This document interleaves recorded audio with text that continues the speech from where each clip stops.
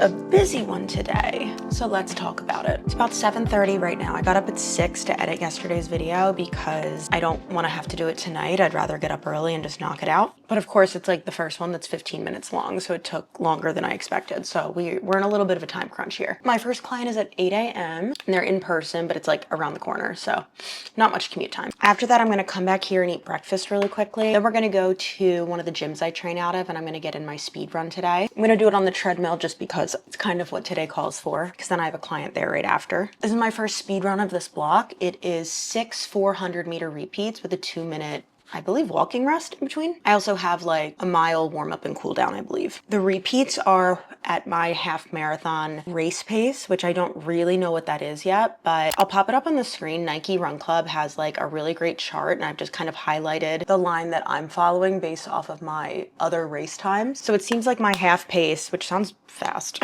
is 10:40, but that sounds very manageable for 400-meter repeats on the treadmill. All right, anyway, so after my run, that client, I have to come back here real quick for another virtual client. Then I'm running to the other gym that I train out of for an in-person client. I do need to eat lunch in there somewhere. We're gonna figure that out. I'm gonna stay there and get a few pieces of content filmed, and then we're going into Manhattan. I'm meeting up with my friend Tina, who is another coach in the city. I've had her on the channel. I just coached alongside her at Belfast, and we're checking out a space today because we might be coaching in person in the city in January. And by might, I mean we are. I just can't drop any details quite yet. So if you're in New York and you like kettlebells, stay tuned. All right, so I'm gonna continue. Why am I so short now?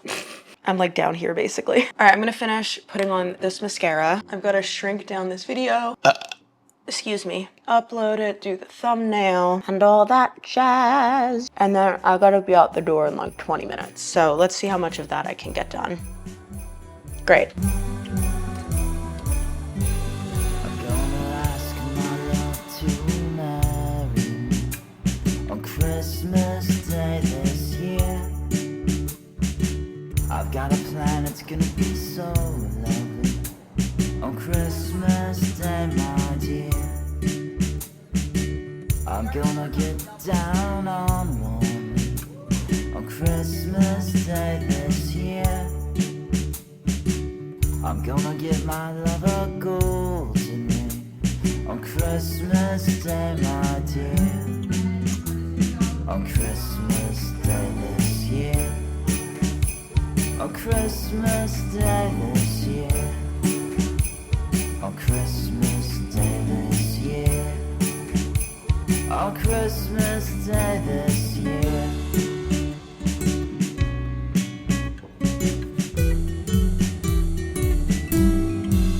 I'm gonna ask my love to marry me on Christmas Day this year. All I want is for my love to say yes to me on Christmas Day, my dear. Oh my love, I can't hardly wait for Christmas Day this year. Oh my God, my legs. That's it. My legs. That was a long day. It's like almost 6 o'clock and we still have to film the main part of the video. I don't know if you saw or cared, but I did rearrange where my run was. I just like was not feeling up to it this morning. And then the only reason I did it later in the day, because I was going to push it to tomorrow. Only reason I ended up doing it was because I had time to kill before I had to go look at that space with my friend Tina. I also feel like all day I've been giving like lesbian Julia Stiles vibes. All right, let's watch this video.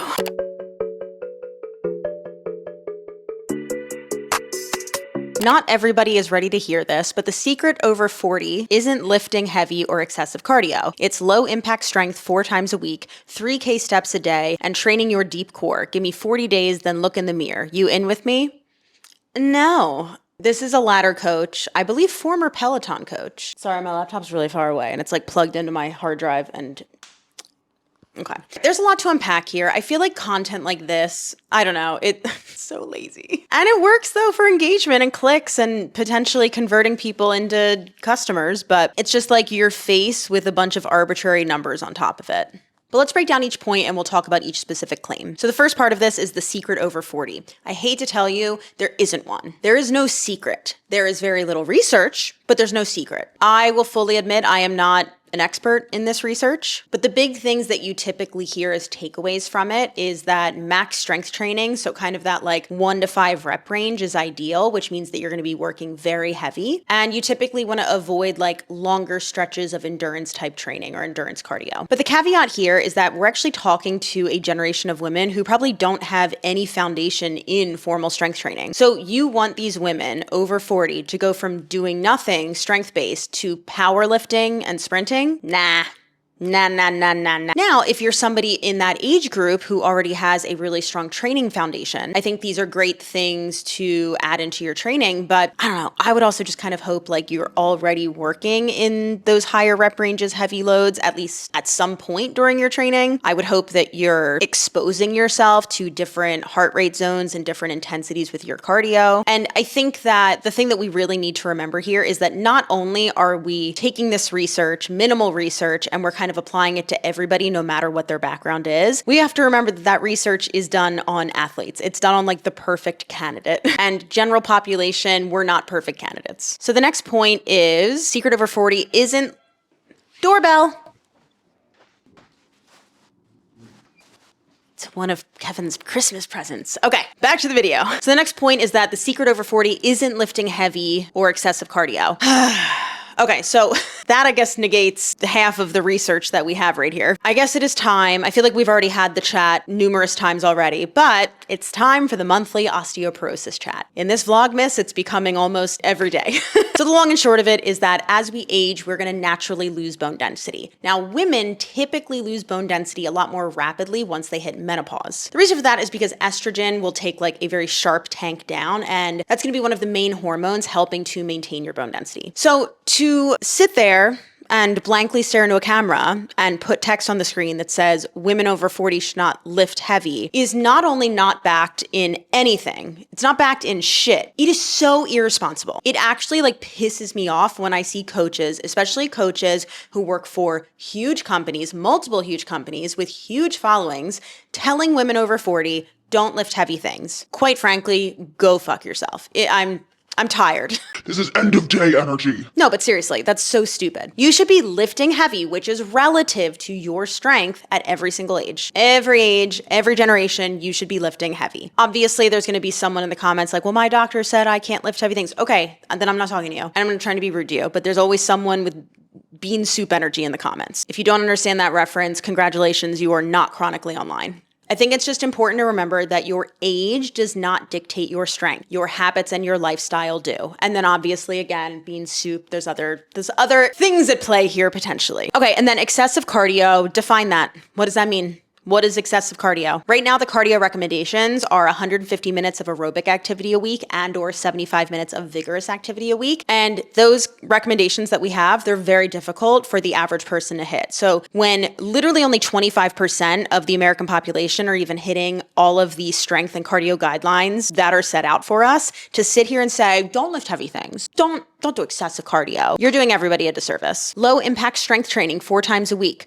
Yeah, I hate to break it to you, strength training is low impact. One of my biggest pet peeves is when people confuse, and I'm just assuming that this is what's happening. People often interchange or confuse intensity with impact. Intensity is about, to keep it frank, like how hard you're working, right? We can think of it if you're gauging something on an RPE or rate of perceived exertion. I usually use a scale of 1 to 10 with my clients. So that's gonna be intensity, and you can scale anything to any intensity. Impact is how much force you're absorbing. So something that's high impact would be plyometrics, a lot of different HIIT training. Low impact is strength training. Unless you're jumping through your back squats, it's not high impact. And then 4 times a week. 4 times a week is probably ambitious for a lot of people, but I think 4 times a week is excellent if you can fit that in and you like that as a split. The current guidelines are 2 to 3 times a week. They say 2 to 3 60-minute full body sessions. I would not overthink that. As long as you're getting to the gym 2 to 3 times a week, you're hitting all your major movement patterns, you're good. But again, to say 4 times a week when we know that only 25% of Americans are currently even hitting 2 to 3 times a week, it's a little bit of a jump, and I don't really know where we're getting that number from. 3,000 steps daily.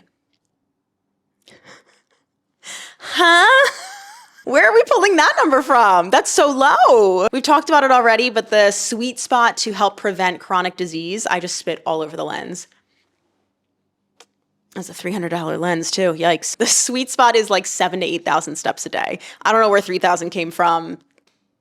And then finally, training your deep core. Name me 3 muscles that are technically part of your deep core. And I'm also just curious, like, why are we so concerned with women over 40 training their deep core? Are we like assuming that they've had children, so they need to, you know, help mind muscle connection and control of their core? Like, I think that's a solid option. I think we also have to remember that not all women over 40 have had children. Is it to trick people into thinking that spot reduction is a thing? Or is it just trendy? I just hate content like this because like you say so much and so little at the same time. And by targeting women around that 40-year age, we're preying on perimenopausal women, which is a time that I'm thrilled is getting more discussion, is getting more research, and it's something that like people are actually talking about. But of course, when people actually start talking about things, you have people chiming in trying to sell you bullshit. So I think shocking to no one, this is going at the bottom in ho ho, hell no.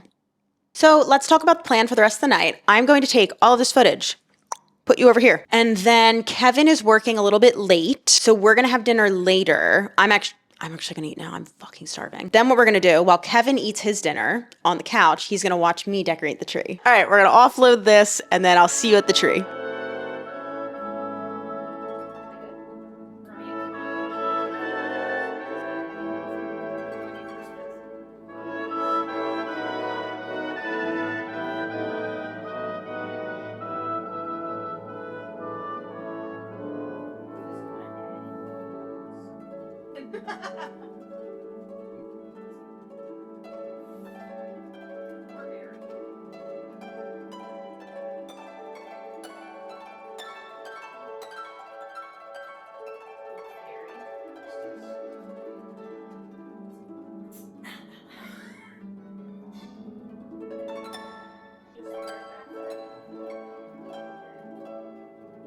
Vintage. Yay! Zoe, you okay? Favorite. That's a good one. Yeah? That's like